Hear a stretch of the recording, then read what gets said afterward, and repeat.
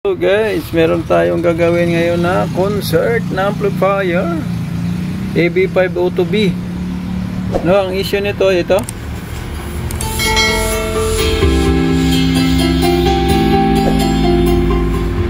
Naghahalo yung echo sa kanyang audio. No? Tapos ito, master volume ay nagluloko. Then itong mga control ay hindi na halos gumagana itong treble. So papalitan natin lahat yan. Yan o. Then sa kabilang side nito ay distorted daw. Yan.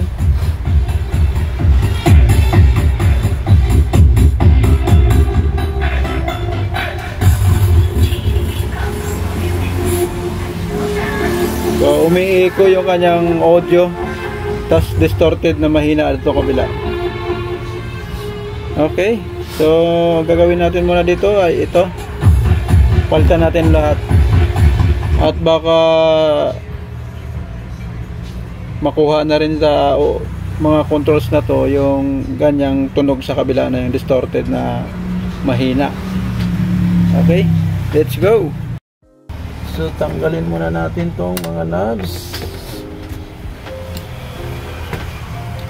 para mapalitan ng mga controls. Okay guys, ito ating tatanggalin na yung mga controls natin.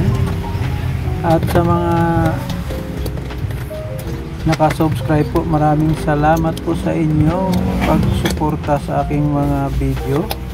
At sa mga hindi pa po naka-subscribe, paki-like na lang po at pa-subscribe na rin. Maraming salamat po.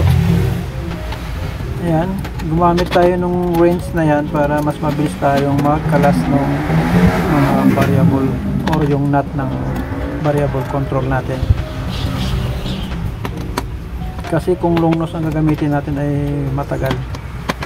At saka pinas forward ko na nga pala yung video na yan guys para hindi na tayo hindi tayo maumay, no?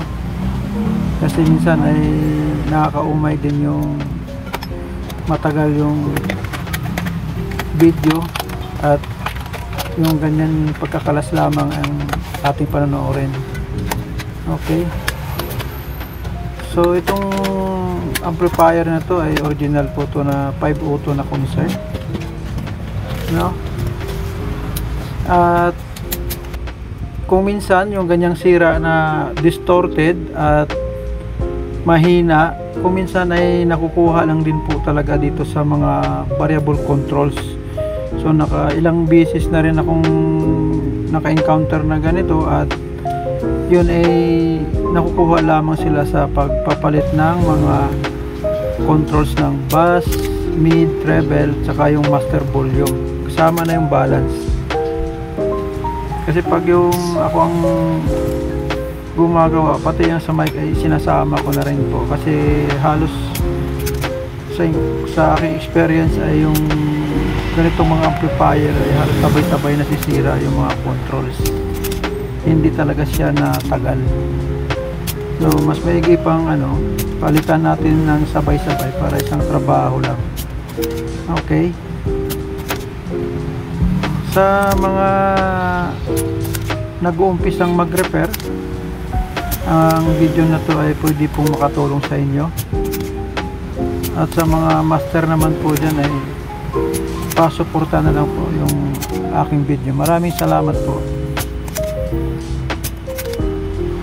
So ayan po, ating unti-unting iniisa-isang i-unsolder yung mga paa ng ng ating variable para po yan ay ating mapalitan na. So ayan, medyo matigas tong isa.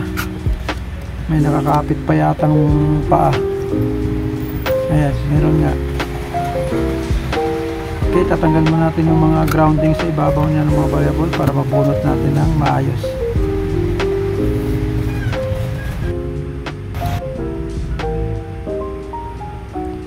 So yan po, ikakabit na po natin yung ating variables. At bago natin ikabit yung variable control ay ating tipispisin or kikilin muna yung ibabaw na yan na lagayan ng ating ground links para madaling kumapit yung ating tingga or yung leg. At ayan guys, atin ng hihinang yung ating mga controls na yan. At yan ay para maisalpak na natin din sa kanyang unit. At atin ng ma-sound check. Okay, let's go!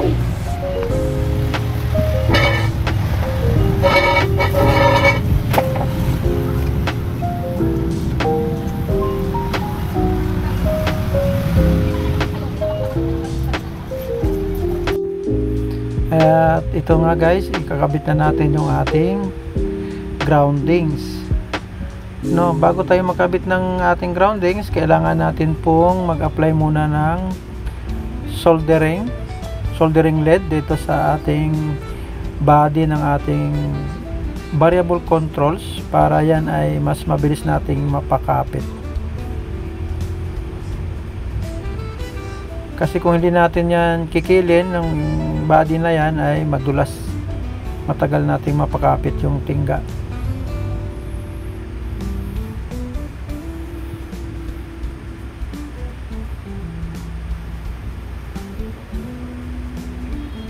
Okay, ayan, natapos na po natin ikabit yung mga groundings at yan ay sasalpak na natin sa kanyang body. So sprayan muna natin tong mga switches na to, lalo ito kasi nagluluko ito yung switch ng karaoke. Sumasama yung echo nya sa audio music.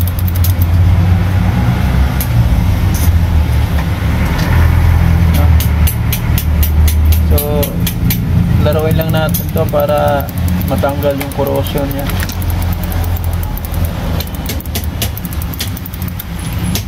Okay.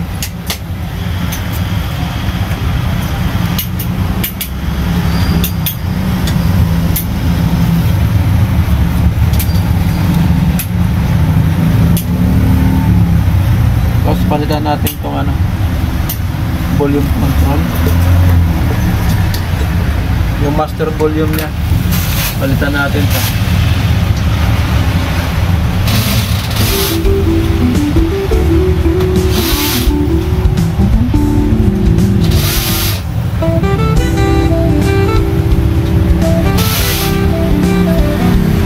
So, lapit-lapit natin yung yan.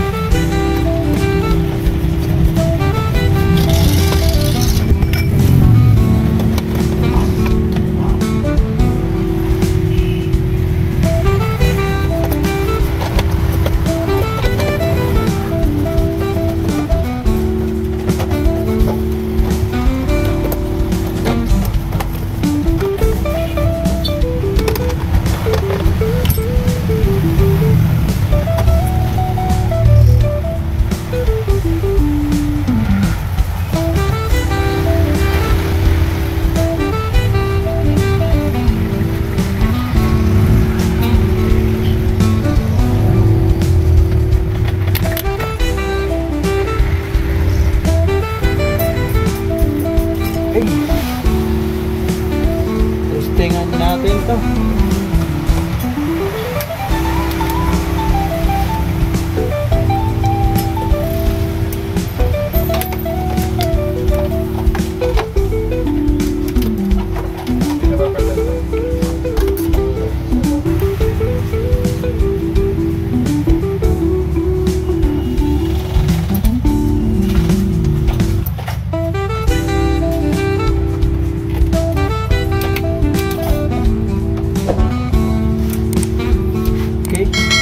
Power na tayo. Play natin.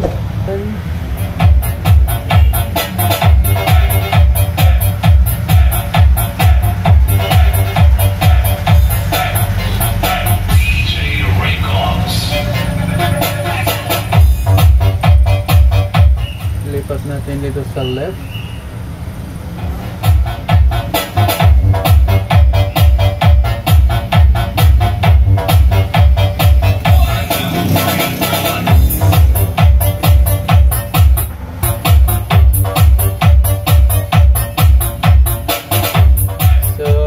Pantay na po yung kanyang sound. Okay, parehas na yung kanyang sound out ng left and right natin. DJ Raycoms Remix.